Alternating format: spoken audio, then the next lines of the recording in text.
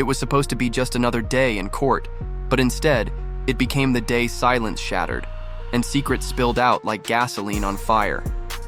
What started as a quiet cross-examination turned into a storm of testimony, accusations, and buried memories that painted a haunting portrait of the man once known as a music mogul. Diddy's empire didn't just shake, it cracked wide open. Cassie Ventura, once seen on red carpets beside Diddy, closed her 4th day on the stand. But she wasn't alone.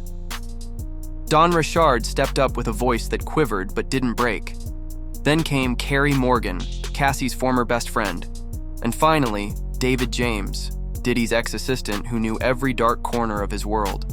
Together, their words lit a fuse that could burn everything down. This wasn't just about personal trauma. It was about power, how it's abused, how it's hidden, and how it fights to protect itself. The courtroom has become the only place where the truth can finally breathe. And with each new testimony, the walls of Diddy's carefully maintained image seem to crumble. So buckle up. This is day 6 of the Diddy federal trial, and what's happening in that courtroom might just change everything you thought you knew about the music industry. The courtroom fell silent as Cassie Ventura took the stand for the 4th and final time. But this wasn't just a testimony, it was the climax of years of pain, silence, and buried truth. After days of grueling questions, emotional breakdowns, and deeply personal revelations, the prosecution's star witness had one last battle to face: Diddy's defense team. And they were ready to do whatever it took to discredit her. What happened next wasn't just legal strategy, it was psychological warfare. Diddy's attorneys launched into Cassie's past with surgical precision. They dragged up decade-old interviews, social media posts, and statements she made before the lawsuit. They pointed to minor inconsistencies in her timeline and moments where her story shifted over time. The implication? That Cassie wasn't just mistaken, she was unreliable. But Cassie didn't break. Not until they brought up the one topic she seemed desperate to forget: the alleged freak-offs that prosecutors claim were orchestrated by Diddy as a form of control and degradation. The defense didn't stop there. They turned the spotlight to the now viral 2016 Intercontinental Hotel surveillance footage, a video prosecutors claim supports Cassie's abuse allegations. But Diddy's team had another angle. They said the incident could have been the result of drug withdrawal. They reminded Cassie that Diddy was hospitalized in 2012 for overdosing on painkillers. The suggestion was chilling. Maybe it wasn't abuse, maybe it was addiction. Then came the twist. Cassie had just accepted a $10 million settlement from the hotel days before the trial. To the defense, that timing wasn't suspicious. It was calculated. But the prosecution came prepared. They swiftly reclaimed control of the narrative, redirecting the focus to the most damning parts of Cassie's story: the manipulation, the isolation, the psychological toll. Cassie described how she would dissociate to survive what she endured, shutting down emotionally as a coping mechanism. Her testimony painted a portrait of a woman caught in a gilded prison, one lined with luxury, yes, but also trauma. She spoke with clarity, even as her voice cracked under the weight of years she had tried to forget. For 4 days, she had been grilled, cornered, and re-traumatized. Yet she stood her ground, reaffirming every key element of her experience. She didn't crumble when accused of financial motives. She didn't backtrack when pressed on inconsistencies. She made it clear, her story wasn't about revenge. It was about release. She wasn't just trying to be believed, she was trying to be free. And when she finally stepped down, it wasn't just the end of her testimony, it was the beginning of something much bigger. Whether the jury accepts every word or not, Cassie's impact is undeniable. Her voice cracked the surface of a story long buried under contracts, NDAs, and fame. And now, the avalanche has begun. More witnesses are coming. More secrets are unraveling. And one thing is crystal clear. Cassie's final stand didn't just shake the courtroom. It may have shattered the walls of an entire empire. Stay tuned, because if you thought this was intense, what's coming next could change everything. When Don Richard took the stand, the courtroom shifted. This wasn't just another witness. This was a former insider, a chart-topping artist who lived within the walls of Diddy's empire. Once a member of Danity Kane and Dirty Money, Dawn wasn't just a performer, she was part of the machine. And what she revealed shook everyone in the room. With chilling clarity, she described watching Diddy strike Cassie in the face, drag her up a staircase by her hair, and slam her with a skillet, while others stood by and said nothing. Suddenly, the veil of celebrity shattered. Behind the flashing lights and platinum records was a world built on fear. Dawn didn't just speak about one incident, she painted a pattern. She described moments when Cassie appeared broken, hiding bruises behind sunglasses, sobbing in bathrooms after violent outbursts. The physical pain was obvious, but what haunted Dawn more was the emotional toll. Cassie, she said, would collapse into silence after each attack. No protests, no cries for help. Just numb survival. And the unspoken rule was clear: don't interfere. Dawn admitted she stayed quiet, not because she wanted to, but because she was terrified. If he could do that to someone he supposedly loved, she asked, what would he do to me? That single line echoed across social media, prompting conversations far beyond the courtroom. It wasn't just a question, it was a spotlight on an entire culture of silence in the music industry. For years, rumors swirled about Diddy's controlling behavior. But Dawn's testimony wasn't gossip, it was firsthand, and the defense knew it.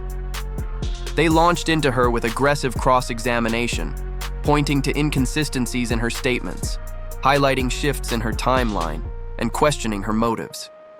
They brought up the now notorious eggs incident and accused her of lying for financial gain.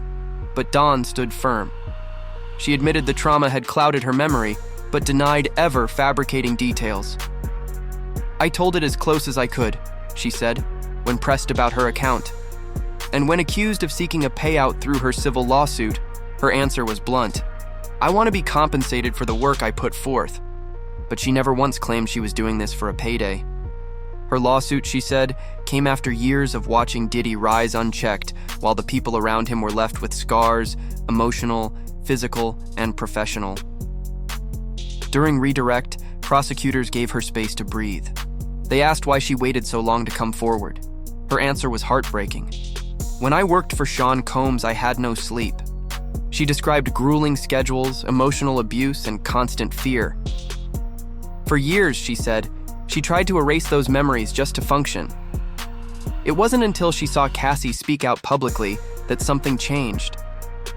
That gave me strength, she said.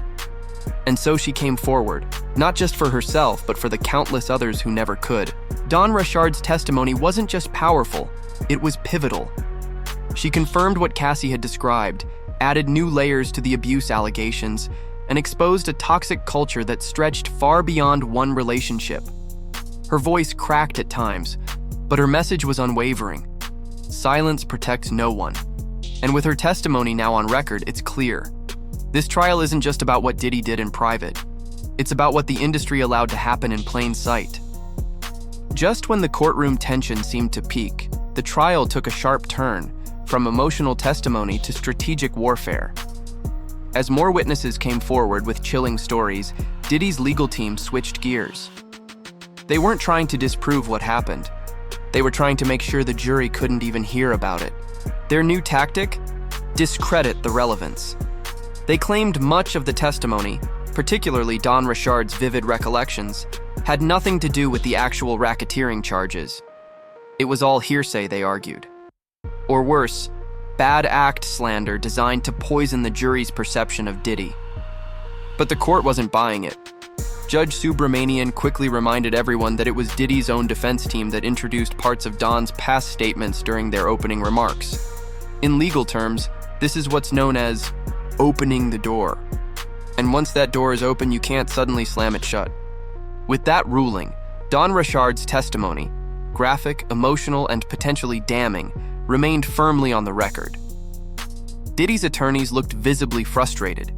They had triggered the very narrative they now wanted, suppressed. Then came a new battleground, the upcoming testimony of David James, Diddy's former personal assistant. The defense once again pushed back, arguing that James's statements would be redundant. After all, several witnesses had already described Diddy's controlling behavior, The long hours, the isolation, and the alleged psychological manipulation. Why, they asked, did the court need another voice saying the same thing? But prosecutors weren't just calling James to echo others, they were calling him to connect the dots.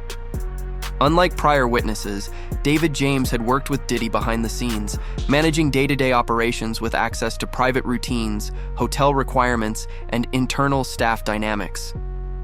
Prosecutors insisted that James's perspective would help establish the organized nature of Diddy's control, especially in terms of forced labor, drug access, and emotional coercion.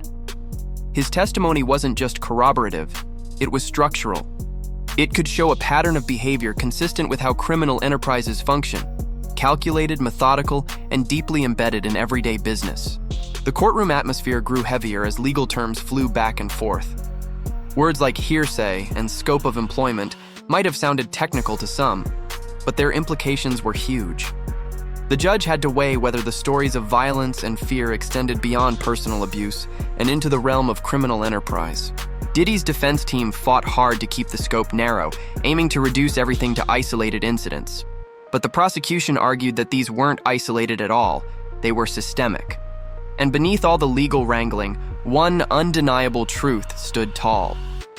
The people who worked closest to Diddy were now describing a man who controlled his empire not through inspiration, but intimidation. Testimonies from artists, assistants, and insiders formed a disturbing picture, one where fear wasn't a side effect, but a feature of his leadership. This wasn't just a trial about individual abuse. It was a question of whether that abuse was part of something far bigger and far more calculated. When Kerry Morgan took the stand, it wasn't just another witness moment. It was the collapse of a sisterhood under the weight of trauma. Once inseparable, Kerry and Cassie had been best friends since 2001, long before the fame and the headlines. But the story Kerry told wasn't about music videos or VIP events. It was about fear, silence, and survival. And her memories didn't just support Cassie's, they deepened them, showing a pattern of violence that extended beyond private moments and into terrifying extremes. Kerry recounted scenes that left the courtroom stunned. In Jamaica, she saw Diddy allegedly drag Cassie by her hair.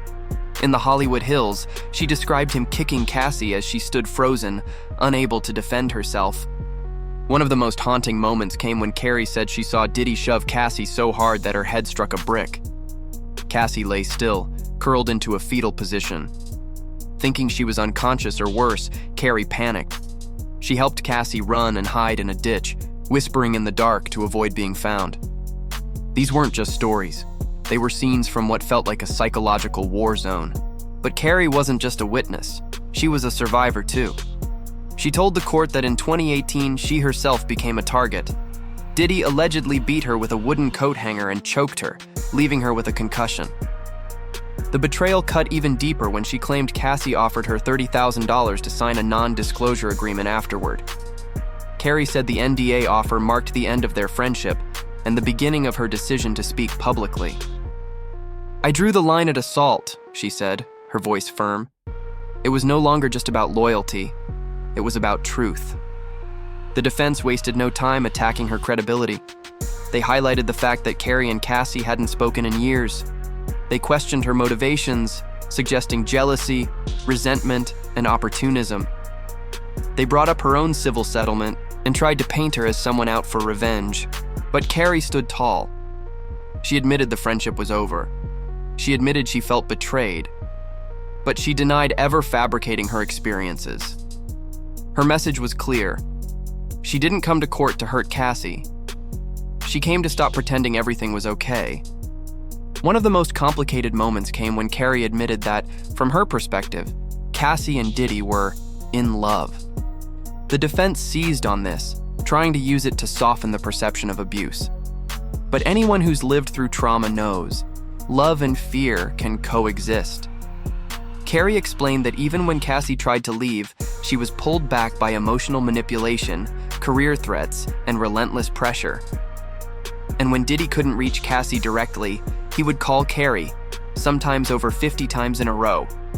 Sometimes others would call for him, including members of his inner circle. Kerry Morgan's testimony wasn't perfect.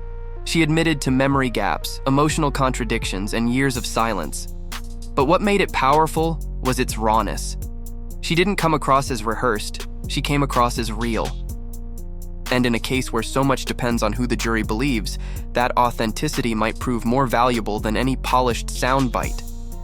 Her story added weight, complexity, and undeniable emotion to the growing narrative that this wasn't just a toxic relationship, it was an empire built on fear. Out of all the witnesses who've taken the stand, none had a closer look inside Diddy's empire than David James. As a personal assistant, he wasn't just part of the entourage. He was embedded in the daily operations of Sean Diddy Combs' life. For years, he scheduled his meetings, handled his travel, and catered to his every preference down to the food on his plate. But behind the glitz and behind-the-scenes access was something far more disturbing. James saw everything, and now the world is hearing about it. During his testimony, James painted a portrait of a lifestyle so extreme, it blurred the lines between luxury and psychological warfare. He worked 20-hour shifts, coordinated hotel riders with precision, and was constantly on call. He joked that his interview for the job was like auditioning for a survival game show. But there was nothing lighthearted about the revelations that followed. What started as an elite gig quickly revealed itself as something much darker, where loyalty was expected and silence was enforced. James confirmed what other witnesses had hinted at. Diddy's world ran on paranoia and power. He spoke of a hyper-controlled environment where everything and everyone revolved around Diddy's moods and preferences.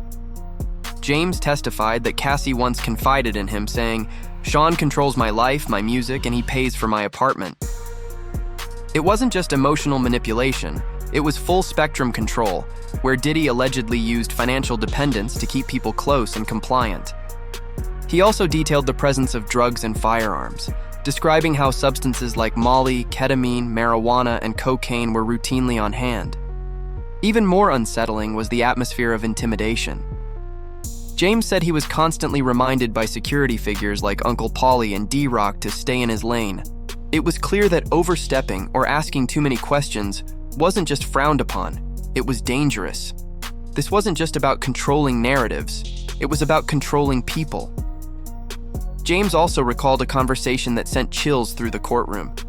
He said Diddy referred to Cassie as young and moldable, while calling Kim Porter his queen. The juxtaposition revealed something deeply troubling about how Diddy allegedly categorized the women in his life, one to shape, the other to protect. And yet, both, according to testimonies across this trial, were ultimately caught in the same web of control and emotional manipulation. It wasn't affection, it was strategy. One of the most powerful aspects of James's testimony was his lack of embellishment. He wasn't speaking in metaphors or vague accusations. He gave detailed examples, organizing appointments, overhearing conversations, relaying quotes. These weren't the words of someone speculating. They were the observations of a man who was there for all of it. From the studio to Star Island, he witnessed the small cracks in Diddy's empire that, once exposed, now appear like fault lines. James also spoke about the power dynamics between staff and Diddy. He said there was a culture of silence that permeated everything. No one questioned Diddy. No one intervened. Even when Cassie showed signs of distress or isolation, the unspoken rule was to mind your business, or risk being removed from the inner circle entirely. In one instance, James said he asked Cassie why she didn't leave. Her response? Because he owns everything. That single sentence echoed what many others in this trial have implied. Diddy's power wasn't just physical or emotional, it was structural. David James may not have been physically harmed, but his testimony may do more damage to Diddy's defense than anyone else's. Why? Because it connected the dots. It showed that the abuse, the control, and the chaos weren't isolated moments. They were part of a sustained system, a system that relied on secrecy, fear, and total dominance. With every new witness, that system is being dismantled piece by piece. And James? He was the one who saw it all from the inside. By the 6th day of trial, the courtroom wasn't just hearing individual stories, it was staring down the blueprint of a machine. The prosecution began connecting the dots between Cassie, Don Rashard, Kerry Morgan, and David James. One story could be denied, two could be questioned. But the accumulation? It began to look like something far more deliberate. This wasn't just abuse behind closed doors, it was the architecture of a criminal enterprise allegedly built on power, fear, and silence. The prosecution argued that what looked like chaos from the outside was actually a system, one with defined roles, unspoken rules, and harsh consequences for disobedience. NDAs weren't just for privacy, they were allegedly used to erase accountability. Settlements weren't just payouts, they were muzzles, and employees, they weren't just support staff. According to multiple testimonies, they were expected to enable, cover up, and never question. From the assistants to the security guards, everyone had a role in what prosecutors are calling a coordinated effort to protect the brand at all costs. Inside this ecosystem, the alleged abuse became routine. Don Rashard testified that assaults happened in front of people who did nothing. David James said he was told repeatedly to stay in his lane. Kerry Morgan said Diddy would call dozens of times in a row when he couldn't reach Cassie, activating others to track her down. Even Cassie, according to her own words, stayed because he controlled everything. The prosecution is building a case that this wasn't a man losing control, it was a man keeping it. That's where the racketeering charges come in. Judge Subramanian pushed back, asking the prosecution to clearly link the allegations to criminal enterprise standards. But prosecutors stood firm. They said the coercion, the threats, the structure of forced compliance, those weren't isolated incidents. They were patterns. They argued that the abuse wasn't just a side effect of Diddy's fame. It was a feature of his system, a method of maintaining dominance, not just over one woman, but over everyone in his orbit. To support that claim, the prosecution previewed what's still to come. Witnesses lined up include a former male escort, a chef who allegedly catered to Diddy's extreme personal requests, and even Cassie's mother, Regina Ventura. Each is expected to provide testimony that supports the idea of a network, not just a man, but an enterprise. Prosecutors plan to show how loyalty was weaponized, how silence was enforced, and how careers were dangled as currency. And in this enterprise, stepping out of line came with consequences. This legal approach isn't unprecedented.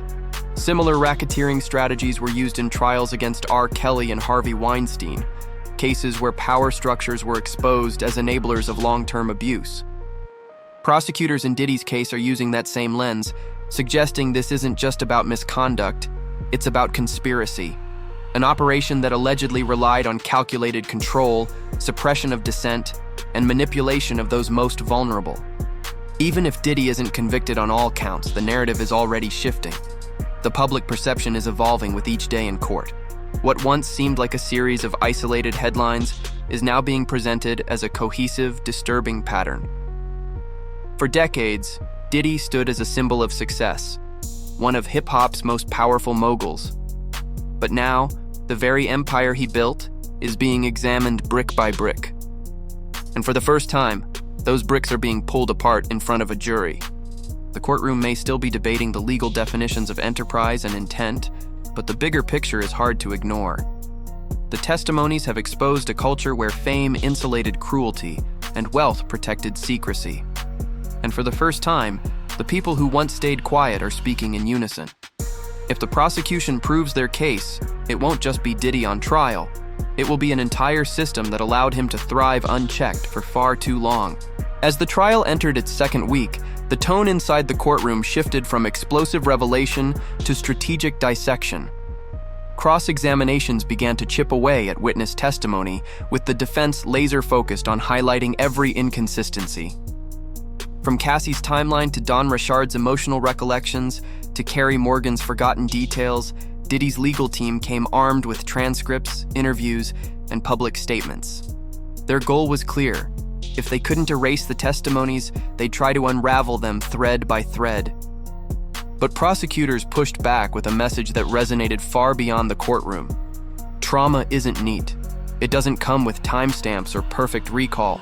People forget dates, confuse sequences, and remember things in fragments. Especially when those memories are tied to fear, humiliation, or violence. Don Rashard openly admitted she didn't remember everything at once.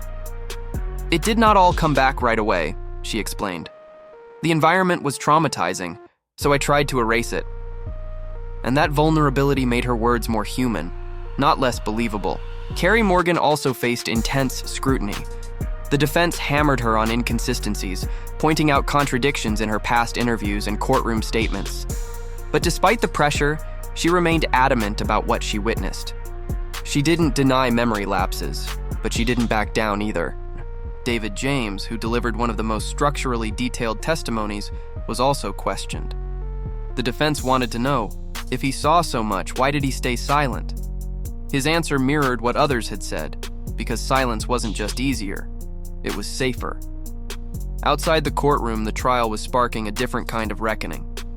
As transcripts began circulating online, social media caught fire. Hashtags like Diddy Trial, Justice for Cassie, and Music Industry Exposed trended globally. Fans revisited old interviews where Cassie appeared withdrawn. They parsed Diddy's lyrics, public behavior, and interviews in a new light. Things that once seemed like harmless celebrity antics now appeared darker, eerily aligned with the testimonies unfolding in court.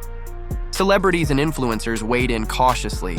Some shared support for the survivors, others distanced themselves entirely. Former collaborators quietly untagged Diddy from past photos or scrubbed mentions from social profiles.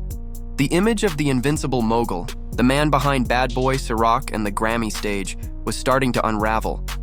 Not through one bombshell moment, but through an accumulation of testimonies that, together, felt impossible to ignore. Behind the scenes, insiders say the music industry is feeling the ripple effects.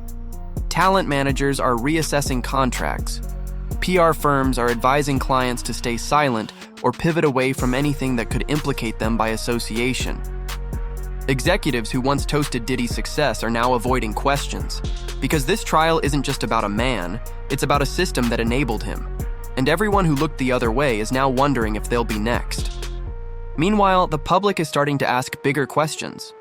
How many more stories haven't been told? How many artists stayed silent because speaking out meant career suicide? What role did gatekeepers, record labels, managers, press outlets play in keeping these secrets hidden for so long? The trial, still far from over, has cracked open a conversation that won't easily be closed, not when so much of what's coming out aligns with what many quietly suspected for years. This is the fallout. Not just legal, but cultural. Diddy's trial is no longer about one man's actions. It's about the price of silence, the cost of complicity, and the long overdue shift in how power is held accountable. And as the trial barrels forward with new witnesses and mounting pressure, one thing is becoming clear. This isn't the end of the story. It's the beginning of something much bigger. Cassie's voice cracked open a door. But what poured through it? That's what this trial is revealing day by day. These aren't just isolated incidents or tabloid rumors. They're decades of trauma, power plays, and secrets finally dragged into the sunlight. The courtroom isn't just about guilt or innocence. It's about pulling the mask off an industry that's long used fame as a shield. What we're watching now isn't just a celebrity on trial. It's an entire ecosystem being forced to explain itself. From the handlers to the hotel managers to the assistants, everyone's being asked one question.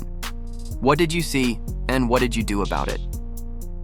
The testimonies are messy, emotional, and imperfect, but the through line is hard to deny.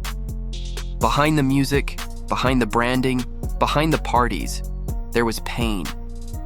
And the people finally speaking up aren't just witnesses, they're survivors. So what do you think? Is this finally the moment where power stops protecting predators? Or will history repeat itself yet again? Drop your thoughts in the comments below. And if you want every detail from the next wave of explosive witnesses, hit like, tap subscribe, and turn on notifications. Because if you thought this was intense, the next chapter might be even worse.